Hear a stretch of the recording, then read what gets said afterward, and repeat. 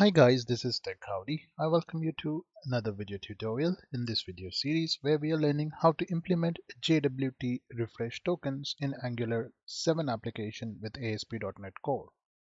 In the last video tutorial, we created the token controller class and we have created two methods which were to generate a new token and the second method which refreshes the JWT token. So let's start coding the method generate new token. And first thing that we want to do inside this method, we want to check if there is a username in our database that is provided in the parameters. So we want to check if we have a user with a specific username that was provided to us when the request was made. So for that, we are going to create a variable called as user, which will store the result of our search query. So what we want to do here is we want to use our user manager object. Through dependency injection, we will search find using the find by name async method, and here we will provide what user or which user we want to find by its name. So we will find model dot the property username. Inside this model, there will be a property called as username, and we want to use that username when we find a user.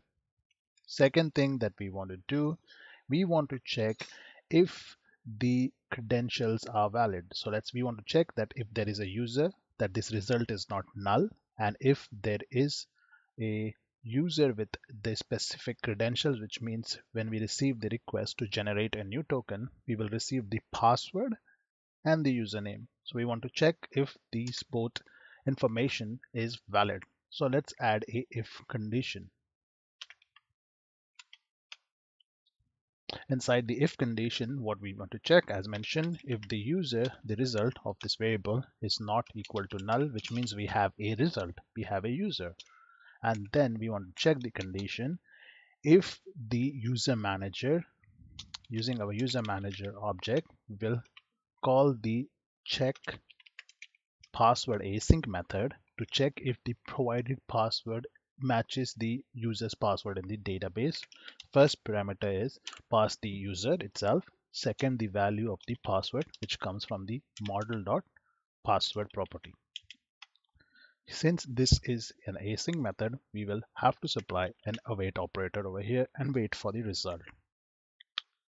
Now we see here that cannot convert from system.threading task to ng core application user. Don't worry about it for now. Just leave the code as it is. We will fix that as we proceed. Next thing that we want to do is we want to check if the email is confirmed. So in this current application, we have a feature that is checking if the user has confirmed his email. Before we issue the token, we also want to make sure that the email is confirmed. So we will add another condition over here, which will check if the user's email is confirmed. Using our user manager, we will use the email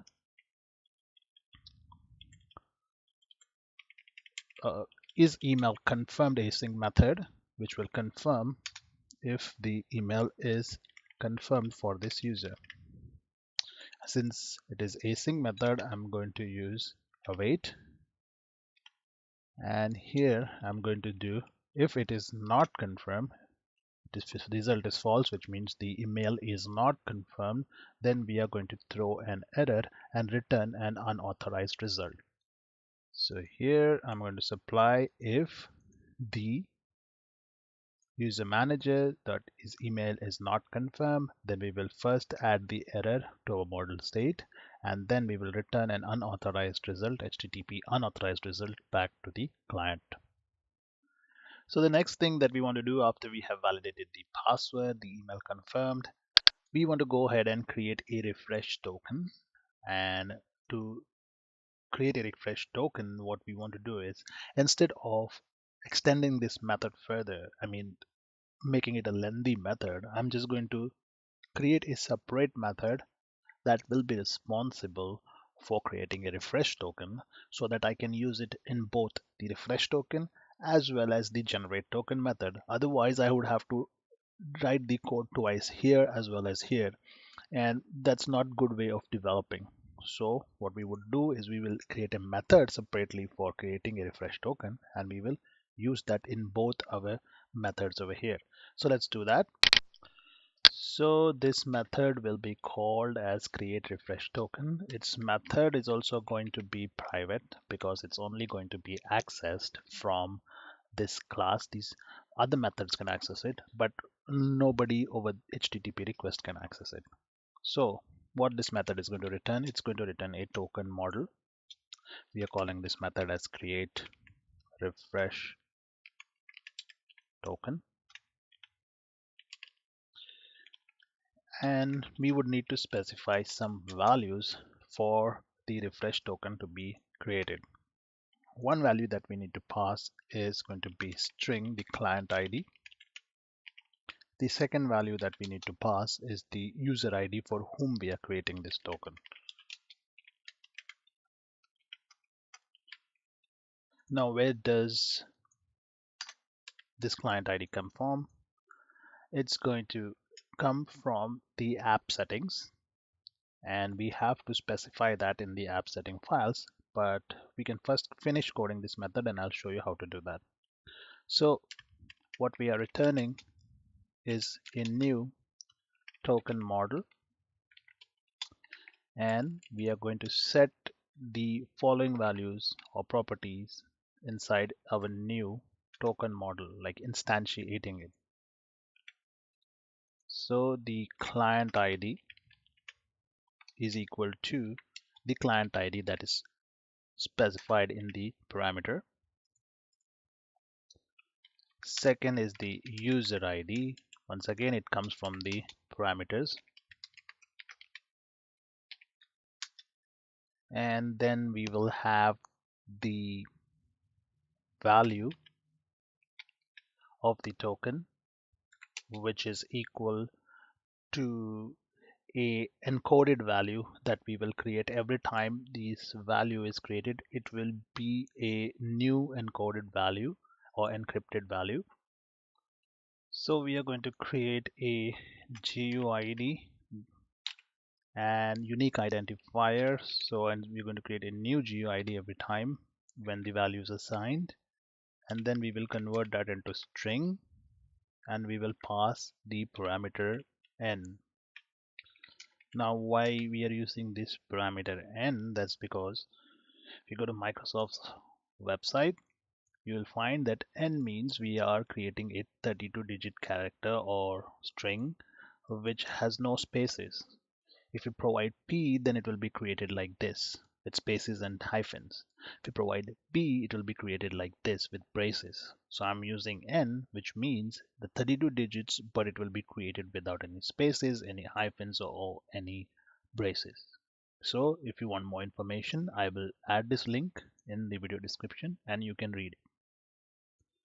Now the next thing that you want to do is you want to also set the created date when this token was created. So we will use the DateTime class dot UTC now for the current date time, and then the expiry time of the token.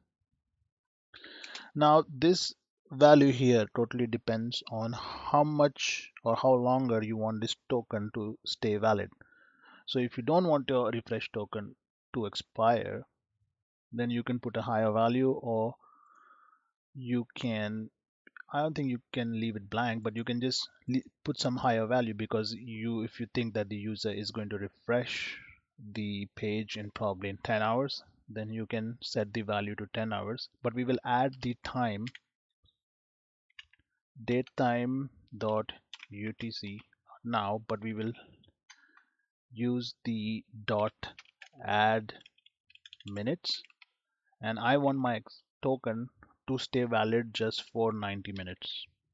So my JWT token will stay valid for 60 minutes, but whereas my refresh token will stay valid for an extra time, that's 90 minutes. So when somebody's JWT token is expired and they try to go and access a component that requires a valid JWT token, they will see the interceptor will see that we have a valid refresh token and it will attach that.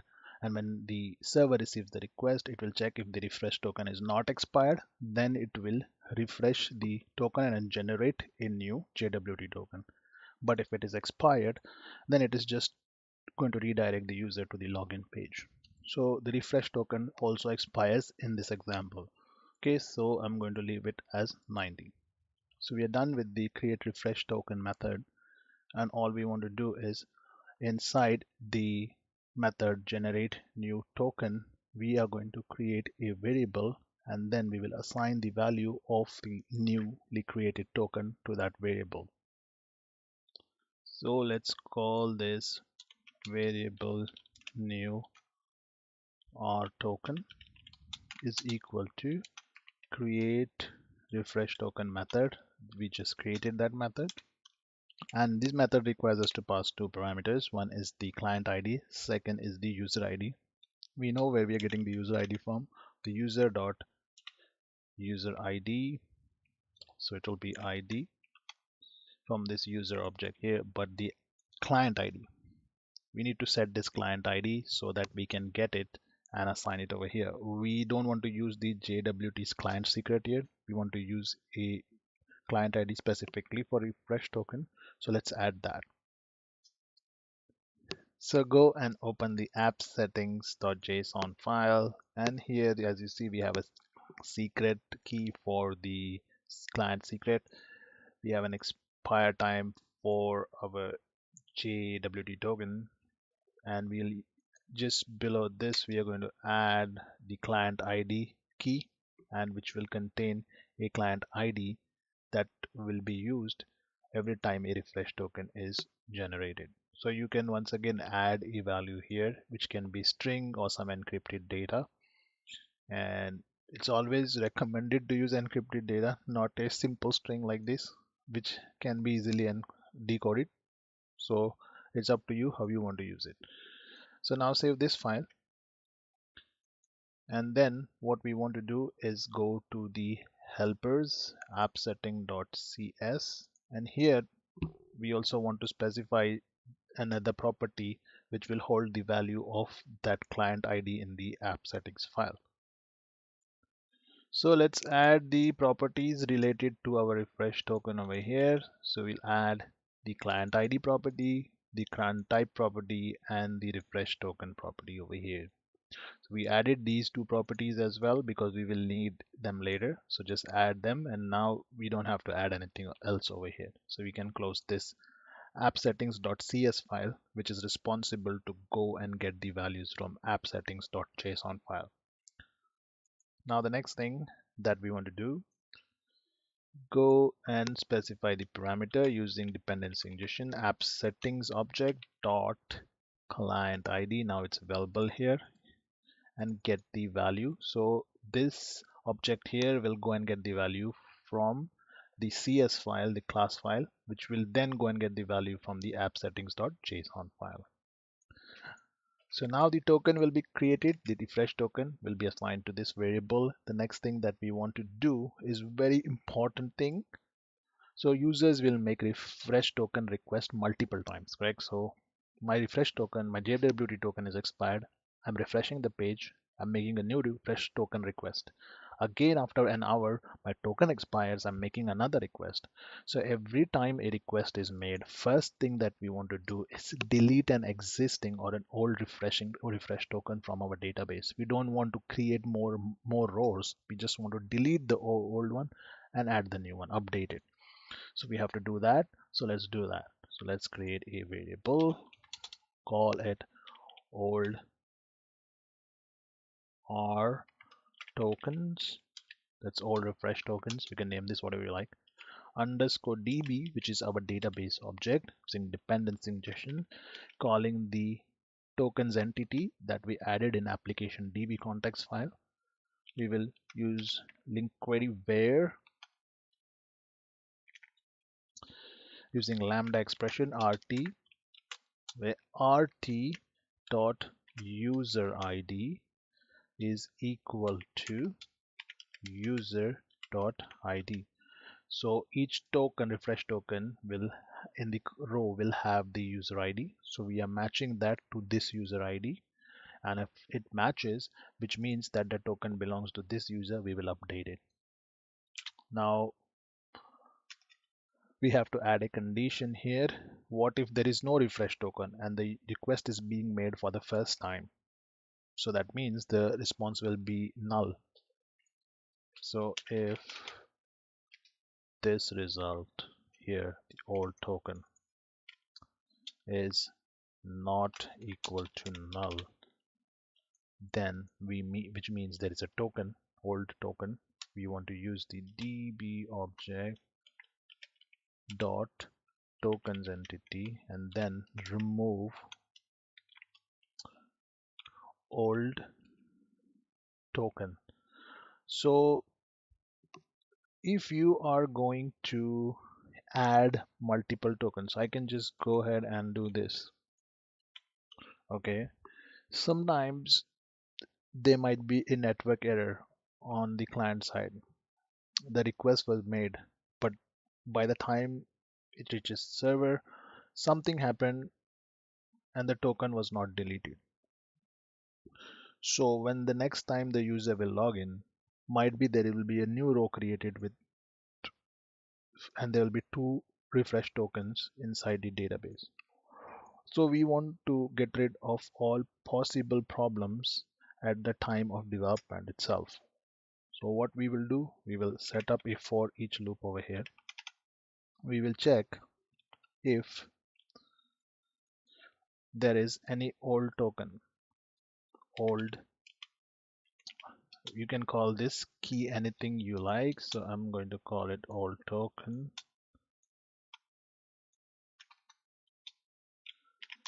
For each old refresh token in the collection, which is old RT tokens, if there is an token, you delete it. If there is one token, it will delete one token. If there are 10 tokens, it will delete 10 tokens for that user ID. So in this way, you have eliminated all possible errors at this point here. So the next thing that we want to do is, after the old tokens have been deleted, we want to go and add the new refresh token inside our database. So we will use the db object dot the tokens entity and call the add method and pass the new refresh token. Since we want the changes to persist, it will only persist after we have called the save changes async method. Unless we do that, the changes or the new token will not be added to the database. After we have added the token to the database, we want to send back the newly created refresh token along with JWT token to our user. So what we want to do is, we have already created the new refresh token, but we have not yet coded the JWT token, the method to create the JWT token. So we have to code that method now. Since we want to use the method in other methods as well, we will create a separate method. Once again, like the method for creating refresh token, we will add or create a new method to create an access token. So, and we will assign the value returned by that method to a variable called as access token is equal to, it's going to be an asynchronous method, so we will call it create access token, and we will pass two parameters. One is the user for whom we are creating this new JWT token, and the newly created refresh tokens value. So new refresh token dot value. We are not sending the entire refresh token. All we want to send is the value, because all other properties we have stored it inside our database. We don't need to send it to the user. All user is going to receive the value of the refresh token, and we will validate with our database if the issued token matches the client ID and the other properties when it was created. So the user is going to store only the refresh tokens value in the browser along with the JWT. So now we have to go and code this method which will create access token. So this method will be created. After the method is created, all we want to do is return an OK response along with the new refresh token. When the user will receive it, or when the client will receive it on the browser, they will see something like auth token array, which will contain the access token that we created. So if the response fails, or if anything fails here, we want to send an unauthorized response back to the user so that they are aware that the token was not created and the authentication failed. So all we want to do here is add the error to the model state, and then we want to return an unauthorized result back to the browser of the client. Also, let's fix this error here. This is an asynchronous method, so we have to use an await operator. So this error is now fixed. Here we are getting the error because we have not yet created the create access token method. So let's do that. Private async task, which is going to return a token response model, and I'm going to call it create access token. And this method requires two parameters. One of them is going to be the user object, which is going to be of type application user. And the second parameter is the refresh token value, which is going to be a string. We'll call it refresh token. So what this method is going to return, once again, it's going to return the access token that contains the JWT token. So this should be it for this video tutorial. In the next video tutorial, we will code our access token method, which is responsible for creating JWT token in our application. Thank you once again for watching. Please like and subscribe my channel Tech Howdy. If you have any questions, use the comment section, and the code for this application will be available in the DevOps Repo, whose link will be put in the video description. Thank you.